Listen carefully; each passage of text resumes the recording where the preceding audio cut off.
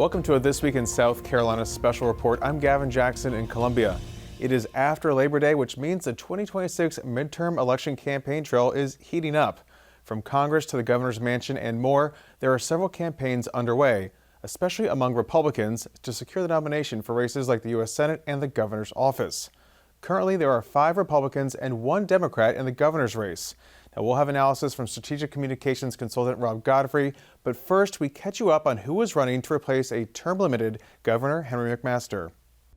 Governor Henry McMaster has served as the state's 117th governor since Governor Nikki Haley resigned in January 2017 after being confirmed as President Donald Trump's ambassador to the United Nations at the recommendation of McMaster, who was lieutenant governor at the time. By ascending, McMaster, a party insider, fulfilled a lifelong dream of becoming governor. He won his first term after a tight primary runoff in 2018, thanks in part to Donald Trump, who McMaster endorsed before any other statewide elected official in 2016. McMaster was easily reelected to his second and final term in 2022 and became the longest-serving governor this past January. Alan Wilson has served as South Carolina Attorney General since 2011, winning 4 terms statewide to serve as the chief law enforcement officer for the state. Wilson is a 52-year-old resident of Lexington County. He is married with 2 children and is the son of 2nd District Congressman Joe Wilson. Allen has enjoined the state in lawsuits against the federal government, including a $600 million settlement over plutonium stored at the Savannah River site. He's actively worked to combat human trafficking, domestic violence, child predators, and fighting drug abuse, among other initiatives. In late June, he made the long-awaited decision to jump in the race. Together, we will reach our full potential and capitalize on the opportunities in front of us. We'll leave no stone unturned, no call unanswered. We will again deliver for the people of South Carolina and reclaim our standing as the envy of the South, a beacon of opportunity. As your governor, we'll deliver meaningful relief to hardworking people. We're going to finally eliminate the state income tax. Wilson has continued to elevate his profile through court cases that have national ties and South Carolina implications. State Senator Josh Kimbrell of Spartanburg got in the race shortly after Wilson in June.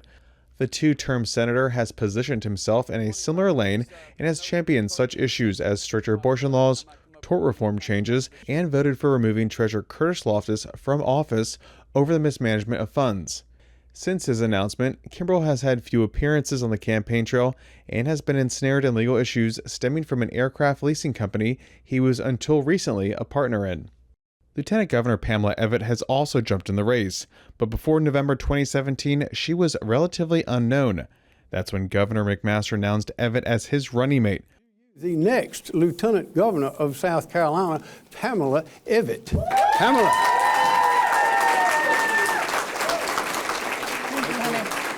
Thrusting the businesswoman into the world of politics in what was the first time a South Carolina governor was able to pick their lieutenant governor following a change to the Constitution. I was considering who would be the right running mate, the right candidate, and the right lieutenant governor to work with me. And all signs pointed to Pamela Evette. When I met Pamela and understood her background, her family, and met her family and her business background and great success and deep experience in business, oftentimes having to navigate through government regulations and taxes and those sorts of things, I thought she was exactly the right candidate for right now in South Carolina. In July, Evette gathered 1,000 supporters at her launch in the upstate Republican stronghold in Greenville, which is close to Travelers Rest, which her family has called home since she moved to the state more than 2 decades before. You can choose someone who has stood with Governor Henry McMaster since the beginning and helped deliver one of the greatest legacies of conservative government in America. Or you can choose from a menu of career politicians who say pretty things and can't and will never get it delivered. You can choose a businesswoman, an entrepreneur, a woman of faith, and a mother of 3, or you can choose another career politician who has no idea what it takes to run a successful business, let alone growing state. Evette has a strong relationship with McMaster as his second in command, and she's looking to build off of McMaster's accomplished legislative legacy. All the contenders are looking to get as close as possible to President Donald Trump, who is extremely popular among Republican primary voters who will cast ballots for who they want to be the nominee next June. Evan has touted her unwavering support for Trump since 2016 and has been at all of his South Carolina events, including the announcement of his executive team at the Statehouse in January 2023 and at the massive July 4th rally in Pickens later that year. In late July, 5th District Republican Congressman Ralph Norman announced that he was running for governor before some 750 people in Rock Hill. Norman, who is 72, is a member of the far-right House Freedom Caucus and has found himself as a key vote in the middle of major situations, spanning government shutdowns, spending debates, and speaker elections. Norman has held the seat since a special election in 2017 following the resignation of Mick Mulvaney after he was confirmed by the U.S. Senate to lead the Office of Management and Budget in Trump's first administration. Norman also gave shout-outs to members of the South Carolina House Freedom Caucus, the more than 12 far-right Republicans who have caused headaches for Republican Party leadership in Columbia. We do not need more career politician folks or lawyers running government.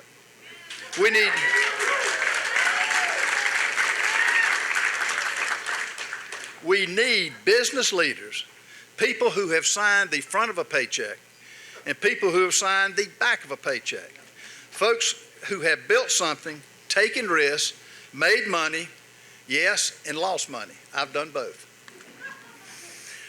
And it's exactly the kind of real-world experience that I have had, and that we need those experiences from people who choose to serve in public office. Thankfully, as Mark said, we have a great businessman and fellow developer back in the White House. What a difference 6 months has made in this country. Norman received the endorsement of the entire House Freedom Caucus, as well as that of former Governor Nikki Haley. While Norman endorsed his good friend Haley for president in 2024, he is still a Trump supporter through and through, and like others in the race, is hoping for his endorsement. 1st District Congresswoman Nancy Mace has been teasing a run since the start of the year, and in early August, she made it official before 150 people on the campus of her alma mater, the Citadel, in which she was the first woman to graduate from the Military College of South Carolina in 1999. Mace is 47, and before being elected to Congress in 2020, she represented District 99 in the State House of Representatives, winning a 2017 special election. Mace has the strongest name ID in the race and has a reputation nationally, thanks in part to her media savvy and her ability to get on camera, something she mastered following the attempted insurrection on January 6, where she came out hard against President Donald Trump, though did not vote to impeach him. The two have had a bit of a fraught relationship because of that, though it has mended over the years. Mace, too, is working hard to get that critical Trump endorsement in a race in which she is one of 5. Mace has also drawn major headlines for her crass behavior at times. It's Nancy Mace, spelled like the pepper spray. But if you're one of my political foes, I want to remind you that mace is also a medieval weapon. A weapon that I use on the Oversight Committee to go after the Biden crime family day in and day out in Congress. Her ability to get in the middle of a major national event like voting to oust former House Speaker Kevin McCarthy, or getting the president on the phone to sway members like Ralph Norman in January to keep Speaker Mike Johnson in his spot.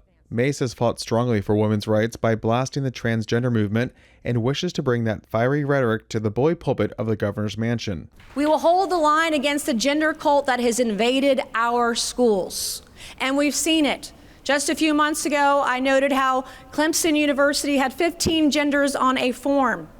Did you know male and female were not 2 of the options? So you know what we did? We made a statement about it. And you know what Clemson did 3 hours later? They took the form down. And I'm not even governor yet. So imagine what we can do from the capital of Columbia when we are governor. And the first Democrat has jumped in the race, trial lawyer Mullins McLeod. McLeod has become recently well known due to his disorderly conduct incident that involved him in downtown Charleston on May 14th. According to the Post and Courier, McLeod's lawyer Sean Kent said that the incident stemmed from a mental health episode and exhaustion. The incident has prompted the South Carolina Democratic Party to ask McLeod to suspend his campaign, with State Democratic Party Chairwoman Crystal Spain saying it is clear that McLeod is navigating profound challenges and should focus on his mental and emotional well-being. For some insight and analysis specifically on the governor's race, I caught up with strategic communications consultant Rob Godfrey. Godfrey has been around South Carolina politics for years, including on Nikki Haley's campaign, serving in her administration as her Deputy Chief of Staff for Communications, and also working on Governor McMaster's campaigns. He's not involved in any campaign this cycle, and I opened by asking him to give me a read on this race for the Republican nomination for governor and what folks need to be doing right now. We're still in September, and that the primary's not until June, but this is getting, closer and closer to the sprint. People do start to engage when Labor Day comes around, and you've got 5 candidates, 2 of whom are statewide office holders, 2 of whom are members of Congress, sitting members of Congress, and 1 of whom is a state senator. And so each of them in their own way has their work cut out for them, but a lot of the work that they have cut out for them is similar in nature. The first thing I would say, and that they may bemoan, but is important, is fundraising. Fundraising is one of the most critically important things each one of these candidates can and should be doing right now, and they are doing, because what fundraising does is allow them to collect the resources that they need to communicate their vision and their message that they want voters to hear about them throughout the state for the duration of this primary. It's going to take a lot of money to communicate with every voter, with every Republican voter in this state, and building a campaign account that is going to have the resources that are going to be needed to do that is hard work. So right now what you're seeing is candidates locking down donors, dialing for dollars, and introducing themselves to a variety of different groups, not just donors, but activists who may not know them, business people who may not know them, and other folks who may not know them, because this is, again, a short sprint, but ultimately a long game to building name ID, building a ballot share, and defining yourself in the way that you want to define yourself. And defining yourself as opposed to letting your candidates define yourself takes a lot of money to do in a competitive primary, particularly in this state for an office as hard as governor. So Rob, with that being said, when we're talking about fundraising specifically, it's been just a couple weeks for some of these candidates having announced, but we saw Lieutenant Governor Pamela Evitt come right out of the gate when she announced that she had raised or had commitments for $1 million within the first 24 hours of her announcement. No one else has done that yet. I'm not saying that that is a make or break for folks. I mean, obviously it's still early days. They're relying on a lot of earned media, a lot of going around and talking to groups in small numbers, getting those activists like you're talking about. But at some point, is the fundraising, is that going to come to push? Is push going to come to shove with that? When you don't see that you're getting the money that you need to kind of launch this statewide campaign, is that going to cull the field a little bit? Are we months away from that? When do they start realizing that, hey, I'm not getting the traction with donors that I need to sustain a campaign? Sure. I think we always see fundraising as kind of one of those things that culls the field with when it comes to candidates, but I don't think we've hit that point yet.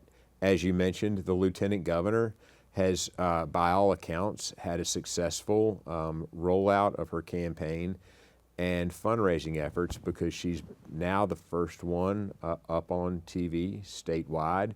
And the ability to be up on statewide TV is always an indication that fundraising is going well. By the same token, we have a sitting attorney general who himself has proven to be a prodigious fundraiser over the course of his time in office, and he should not be underestimated. And he just hasn't chosen to spend the resources that he has on TV yet. But I'm sure we'll see how they decide to strategically spend those resources. And then you've got 2 sitting members of Congress that we don't quite know yet, because we haven't seen those first rounds of disclosures. And they have significant potential to raise some money and make some noise when it comes to donors as well, because they have not only the benefit of raising money here in South Carolina, but they have the ability to raise money in Washington.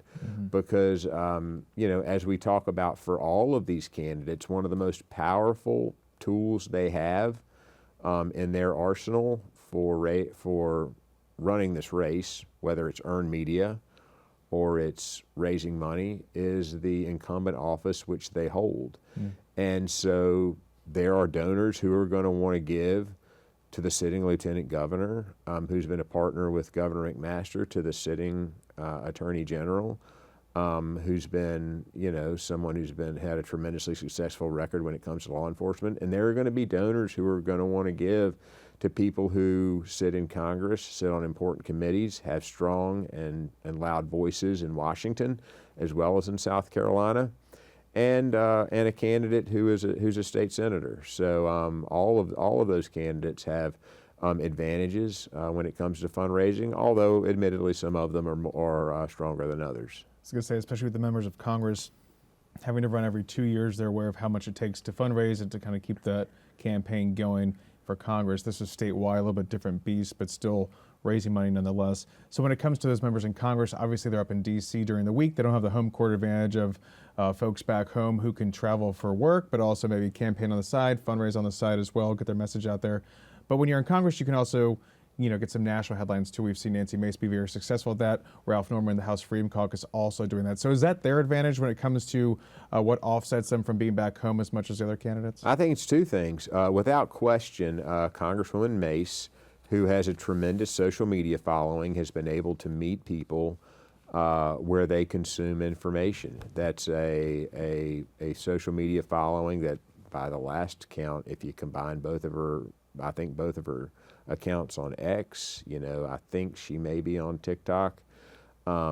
If she's not, I apologize for that. But she's meeting voters where they consume information, and she, presumably is able to raise money when Congress is not in session, and that's in evenings, that's whatever.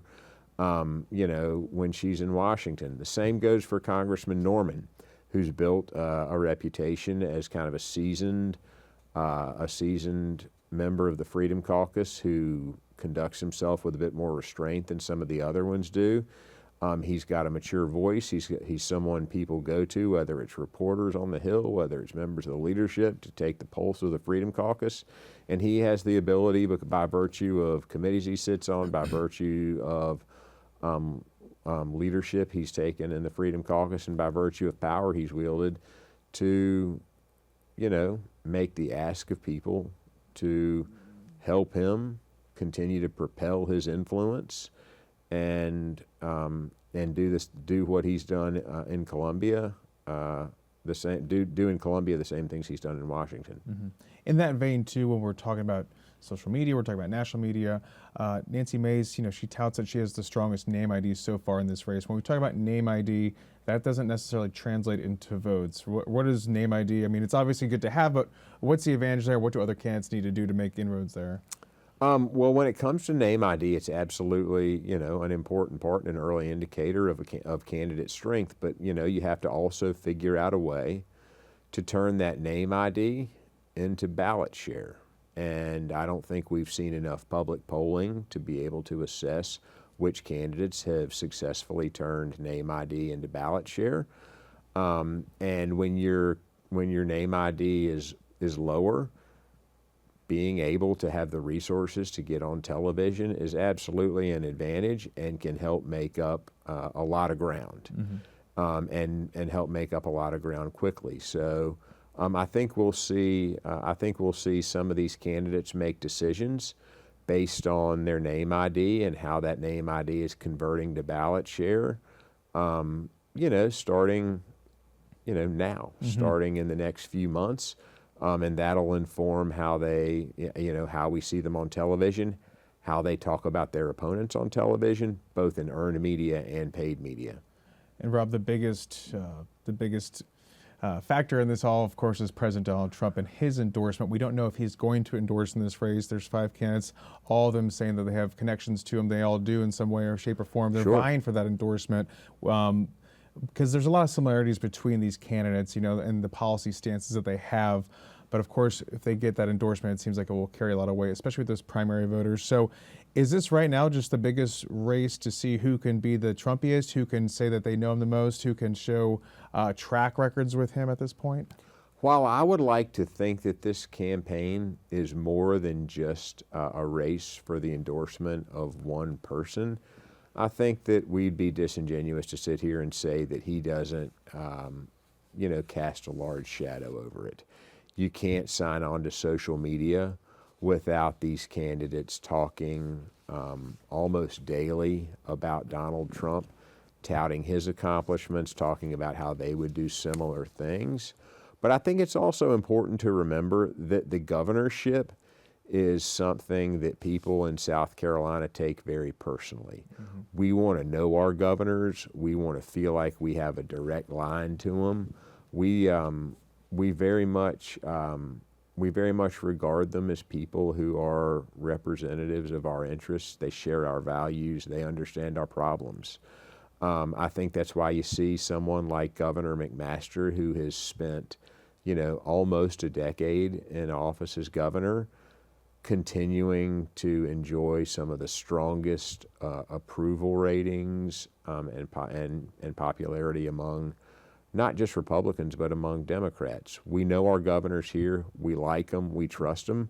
And so as much as we want to see these candidates and how they will work with President Trump, we want to know what their vision for South Carolina is, mm-hmm. and for the future of our children, for the future of our grandchildren. That's education, that's infrastructure, that's our tax, that's our system of taxation, and that's how they'll approach economic development and business growth. Rob, we have just a few minutes left. I want to talk about the Senate race as well, but closing up on this for the gubernatorial Republican primary, when we look at what this year has been like so far, we've seen Congresswoman Mace really going in on Attorney General Alan Wilson. She's also made a lot of digs at Pam Evitt. Now here we're post-Labor Day, Pam Evitt's up with millions of dollars worth of TV ads, really harping on her connection to Trump, saying that she's been with him since 2016. Something that Mace can also say too, but then we also saw fallout between Mace and Trump after January 6th. He didn't endorse her in 2022, and there's some pretty rough footage that Pam Evitt is already airing in her ads, with Trump calling her crazy, talking about Mace and different things like that. So it seems pretty significant to see such intense advertising already coming out of the gate from the Evitt campaign. Do you think that this is a way to really shape the narrative right now, that people are, maybe paying attention more after post-Labor Day? Is it a way for Evitt to really kind of assert some dominance here? Is it really just showing folks that in South Carolina politics is truly a blood sport at this point? I think it's two things when it comes to advertising for the lieutenant governor. I think absolutely, it shows that she has resources to reach voters, and she has those resources at her disposal now. And I think it also shows the fact that she wants to begin to raise her name ID and define herself before other candidates have the opportunity to. Mm-hmm. That's one of the strategic decisions you make when you go up on TV, and I think that anyone would be would if they're being honest, would say, hey, I'd love to be in the position to be able to be up on television if I want to be, and she's in that position. With regard to Congresswoman Mace and her ties to President Trump, she, without question, has long-standing ties to President Trump, and worked for his first campaign. She's been supportive of him over the last 4 years. She endorsed him in 2024. But it would be presumptuous, I think, for you or for I to claim that we know anything about who Donald Trump is ready to endorse in this race or any other race across the country. Because to say he's mercurial when it comes to these endorsements is an understatement. And to say that there are a number of candidates around the country who have complicated, maybe tortured relationships when it comes to the president, I think is also fair to say. So there's no predicting where he could land in a race like this, or if he lands at all. He has some important business to attend to in the Congress before he starts dabbling in politics, and he has a majority to maintain in the House of Representatives as well. Rob, with about a minute, I want to just ask you, one person that we do know who does have President Donald Trump's endorsement is Senator Lindsey Graham, who's seeking his 5th term in the U.S. Senate. Yeah. He has a lot of somewhat divisive among Republican voters, obviously with Democrat voters as well, but there's always a fight among primary voters over Lindsey Graham. He's faced a lot of challengers over the years. He's handily defeated them. Do you think that 2026 will be similar for Senator Graham? Senator Graham seems to be in a great spot right now. He's got President Trump's endorsement. He was one of the first, if not the first, incumbent senator he endorsed. And the highest profile potential opponent that he had declined to run. I think he has, nominal opponents that no one knows who they are. There's a guy running around who wrote, the book report, Project 25, that the president distanced himself from. I don't think that, right now Senator Graham has a whole heck of a lot to worry about except for getting his voters out and doing the things he needs to do to be successful as a primary candidate in this election cycle. Yeah, and with $16 million in the bank, that's kind of easy to do at this stage, so we'll see what happens going forward. Senator Graham can raise money. Rob Godfrey, thank you very much. Thank you. We'll keep you updated here and on the South Carolina Lead podcast on these races and more as we head toward the June primaries. For South Carolina ETV, I'm Gavin Jackson. Be well, South Carolina.